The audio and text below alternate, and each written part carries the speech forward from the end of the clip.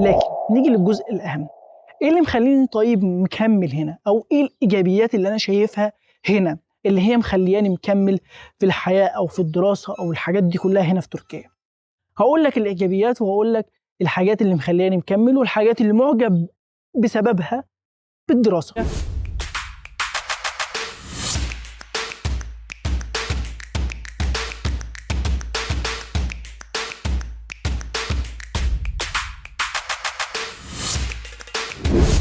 أول حاجة وهي الخدمات، إن أنا كطالب مثلًا لاقي هنا خدمات كتير جدًا، سواء مثلًا من جامعة كويسة جدًا، جامعة نضيفة، أقسام نضيفة، محتاج مثلًا فيها حاجات معيّنة بالاقيها مثلًا زي مكتبات، زي مثلًا gym أو صالات رياضية، زي مثلًا ساحات رياضية، زي مثلًا حاجات كتير جدًا، جدًا كلّها موجودة هنا، ما فيش أي حاجة هنا من الخدمات هتكون ناقصة بالنسبة لأي طالب، كل الخدمات الطلابية هنا متوفرة.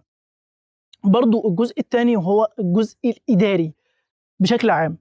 الجزء الإداري هنا يعني أنا عن نفسي بالنسبة لي هو أفضل جزء أنا شُفته هنا، إن أنا مثلًا في أي وقت محتاج إثبات قيد من الجامعة، محتاج إن أنا أخلّص ورق خاص بالجامعة، محتاج أي حاجة أعملها تخُص الجهة الإدارية باعملها بكل سهولة وبكل راحة. من القصص اللي حصلت معايا إن أول سنة ليّا هنا في تركيا لمّا كنت في غازيانتاب، وكان لازم طبعًا أعمل المعادلة اللي هي معادلة الشهادة الثانوية، وبرضه موضوع المعادلة والأوراق والحاجات دي كلّها برضه هاحكي عنها في الفيديوهات الجاية إن شاء الله، فخليكم برضه متابعين وخليكم مشتركين في القناة عشان تشوفوا كل الفيديوهات الجاية. كان لازم أعمل المعادلة دي عشان أكمّل التثبيت بتاعي في الجامعة. رُحت الإدارة التعليمية التابعة للمنطقة بتاعتي عشان أعمل المعادلة. أول ما رُحت مباشرةً الموظفين هناك استقبلوني أحسن استقبال. أول حاجة أول ما دخلت مباشرةً جه الموظف قعّدني جنبه، وبعدين طلب لي قهوة، وبعدين قال لي: "لو أنت ما اتغديتش ما أعرفش نجيب لك غدا." وكان بياخد الورق هو اللي يروح يصوّره، وهو اللي يروح يطبعه، وهو اللي يروح يختمه من المدير، وهو اللي يروح يعمله، وهو اللي يروح يخلّصه والحاجات دي كلّها. دي الحاجات اللي حصلت معايا أنا، ممكن حاجات مخالفة تحصل مع أي حد، ممكن، لكن ده بشكل عام أو بصورة عامة الجزء الإداري أو الجهة الإدارية هنا في تركيا في الجامعات أو في المؤسسات التعليمية كلّها بدون مبالغة يعني تنافس أوروبا. ما فيش أي حاجة مثلًا بفلوس، يعني أنا مثلًا لو رُحت أعمل أي ورق مجانًا، كل حاجة مجانًا في الأوراق بتاعة الجامعة والتقديمات وكل حاجة، كل حاجة ما فيش أي حد في الإدارة بياخد منك ليرة واحدة، حتى كارت الجامعة اللي هو كارت الطالب بتطلّعه مجانًا، يعني أي حاجة بتطلّعها من الجامعة مجانًا، ما فيش أي حاجة بتدفع مقابلها ولا ليرة واحدة. ده الجزء الإداري مثلًا، جزء كويس جدًا، جدًا، وده هو اللي مخلّيني مكمّل. برضه زي ما قُلت لكم جزء الخدمات، برضه الحاجات التانية جزء الخدمات برضه في المدينة نفسها، سواء من باصات أو مواصلات بشكل عام مثلًا بين المدن مثلًا أو من الجامعة للمكان اللي أنا ساكن فيه أو الحاجات دي كلّها. برضه مثلًا المتاحف اللي أنا أقدر أخشها مثلًا، كارت الطالب بتاع المتحف دي برضه من الخدمات اللي هي متوفرة من المدينة للطالب مثلًا، كارت المتحف ده أنا أقدر أخش بيه كل المتاحف هنا في تركيا أو معظمها مجانًا بشكل مجاني تمامًا، كارت الطالب بتاع المتحف، يعني كارت المواصلات المخفّض، فدي كلّها خدمات. المستشفيات مثلًا كنت كل ما أروح المستشفى فترة كورونا مثلًا، أول ما كنت أروح أعمل تحليل كورونا وجات لي كورونا والكلام ده كلّه، كنت أروح أعمل تحليل مجانًا، الكشف مجانًا، كل حاجة مجانًا، ما كنتش أدفع أي مقابل في المستشفيات خالص نهائيًا. فمستشفيات، متاحف، تخفيضات على المواصلات، الخدمات دي كلّها بتاعة المدينة أو بتاعة الجامعة كلّها كنت بالاقيها. برضه المطعم بتاع الجامعة نفسه، مطعم الجامعة مثلًا بتخش بتاخد 4 أصناف من الأكل أو من الطعام بسعر، يعني لو قُلت لك مش هتصدّق، أمّا كنت باروح أخش مطعم الجامعة ما كنتش بادفع مقابل الأكل ده كلّه إلا 8 ليرة ونُص، يعني أنت متخيّل؟ مقابل 4 أصناف من الأكل بتدفع 8 ليرة ونُص الله أكبر عليك! إيه الحلاوة دي؟ إيه الحلاوة دي؟ بس.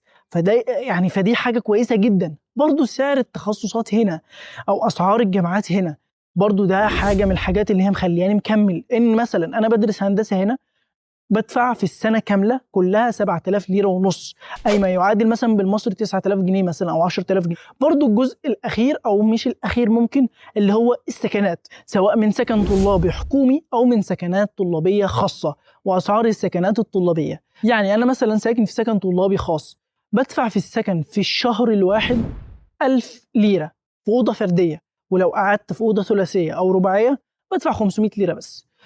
ال1000 ليرة دي شاملة إيه؟ شاملة النظافة، شاملة السكن، الفواتير، الأكل، الشرب، كل حاجة. يعني حرفيا أنت كطالب بتيجي تنام، تصحى الصبح، تروح جامعتك، ترجع تلاقي أكلك جاهز، فطارك جاهز قبل ما تروح الجامعة، وغداك جاهز بعد ما تيجي من الجامعة. مش محتاج أي حاجة تانية، وده كله بمقابل 1000 ليرة فقط في أوضة فردية و500 ليرة فقط في أوضة ثلاثية أو رباعية. فدي برضو حاجة من الحاجات اللي هي بالنسبة لي كويسة جدا جدا جدا هنا بالنسبة للدراسة هنا في تركيا أو المعيشة هنا في تركيا. برضو آخر حاجة من الحاجات اللي مخليني أكمل في تركيا هنا وهي الأسعار بشكل عام. برضو نسيت أقول لكم حاجة، برضو الطبيعة. يعني الطبيعة هنا في تركيا كويسة جدا، زي ما انتم شايفين مثلا دي الطبيعة اللي ورايا مثلا، او المناظر الطبيعيه والحدائق والحاجات الكتير جدا دي كلها. الحدائق مثلا في كل مكان. مثلا احنا دلوقتي في الصيف، تمام؟ في الصيف هنا طول ما انت ماشي في الشارع تلاقي مثلا الكرز، تلاقي مثلا البرقوق، تلاقي مثلا كل الفواكه اللي تخطر على بالك، التفاح، كل حاجه. وكلها برضو يعني ما فيش حد بيكلمك، او مثلا الشجره دي مثلا مش بتاعت البيت، لا هي مزروعه في الشارع، يعني هي بتاعت البلديه نفسها، البلديه هي اللي زرع الحاجات دي كلها. فدي حاجات برضو من الحاجات اللي مخليني اكمل هنا، اللي هي الطبيعه مثلا والاسعار والخدمات والمنظومه الاداريه والحاجه، يعني حاجات كتير جدا جدا تخليني اتغاضى عن المدرسين بتوع الجامعه او المدرسين بتوع اللغه او الحاجات دي السلبيه اللي انا قلت لكم عليها في بدايه الفيديو. لكن دي تجربتي انا، ممكن تكون تجربتك مختلفه، لكن برضو انا قلت لك التجربه وقلت لك الحياه بشكل واقعي وبشكل عام. ممكن تعيش تجربه مختلفه وممكن تعيش تجربه برضو احسن او اسوأ، ما اعرفش. لكن بناء على الحاجات اللي انا قلتها لك ممكن تعمم حاجات معينه مثلا، وعلى اساسها تاخد قرار اذا كنت تسافر او تقعد في مصر. فدي نهايه الفيديو، ودي كانت تجربتي انا الواقعيه هنا في تركيا. اتمنى الفيديو يكون اعجبكم، واتمنى ان انتم تكونوا استفدتوا من الفيديو، واتمنى ان انا قدرت اوصل لكم حاجه مثلا مفيده او حاجه تقدروا تاخدوا بيها القرار بتاعكم، سواء سفر او مش سفر او غير سفر يعني. فان شاء الله اكون افدتكم يعني. وما تنسوش الاشتراك في القناه وتفعيل زر الجرس، وحطوا لي بقى تعليقات قولوا لي فيها الحاجات اللي انتوا عايزين تشوفوها في الفيديوهات الجايه، واللي عايزيني اصورها لكم من هنا من تركيا. واشوفكم في فيديوهات جايه ان شاء الله كتير جديد، واشوفكم في فيديوهات تانية جايه ان شاء الله. والسلام عليكم ورحمه الله وبركاته.